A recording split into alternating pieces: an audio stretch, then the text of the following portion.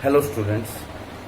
Now today's topic is the project management process. A project management is the applications of the knowledge, skill, tools and requirement and techniques to project activities to meet the project requirements.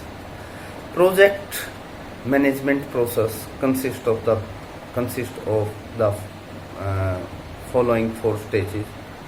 First is the feasibility study, second is the project planning, third is the project executions, and fourth is the project terminations. And we take the first of all feasibility study.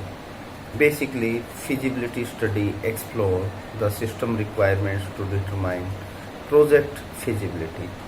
There are several fields of the feasibility study, including economic feasibility, operational feasibility, and technical feasibility. The goal is to determine whether the system can be implemented or not. The process of feasibility study takes as input the requirement details as specified by the users and other domain specific details. The output of this process simply tells whether the project should be undertaken or not, and if yes, what would be the constraints be. Additionally, all the risks and their potential effects on the projects are also evaluated before a decision to start the project is taken.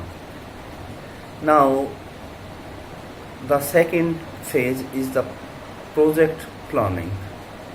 A detailed plan stating stepwise strategy to achieve the listed objects in an integral part of any project. Planning consists of the following activities. One is the set objectives or the goal for the project. Second, develop strategy. Third, develop project policies. Fourth, determine course of action. Fifth, making planning decisions. Sixth is the set procedure and the rule for the projects. Next one is the develop a software project plan, and after that prepare budget, and next is the conduct risk management, and last one is the document software project plan. These steps also involves the constructions of the work breakdown structure. This work breakdown structure is also called WBS.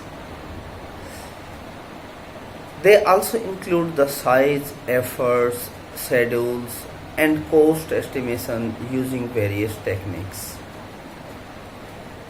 Now, the third phase is the project executions. A project is executed by choosing an appropriate software development life cycle model, and the software development life cycle model is also called the SDLC. It includes a number of steps, including requirement analysis, design, coding, testing and implementations, testing, delivery and maintenance. There are a number of factors that need to be considered while doing so, including the size of the system, the nature of the project, time and budget constraints, domain requirements, etc. An inappropriate SDLC can lead to failure of the project. And last phase is the project terminations. There can be several reasons for the termination of the project. Though expecting a project to terminate after successful completion is conventional, but at times a project may also terminate without completion. project have to be closed down when the requirements are not fulfilled according to given time and the cost constraints. Some of the reason of failures may include fast changing technology, project running out of time, organizational policies or politics, too much change in customer requirements, project exceeding budgets or funds. Once the project is terminated, a post-performance analysis is done. Also, a final report is published describing the experiences, lesson learned, recommendations for handling failure objects. And if any queries or problems arises in this topic, the students can contact me. Thank you.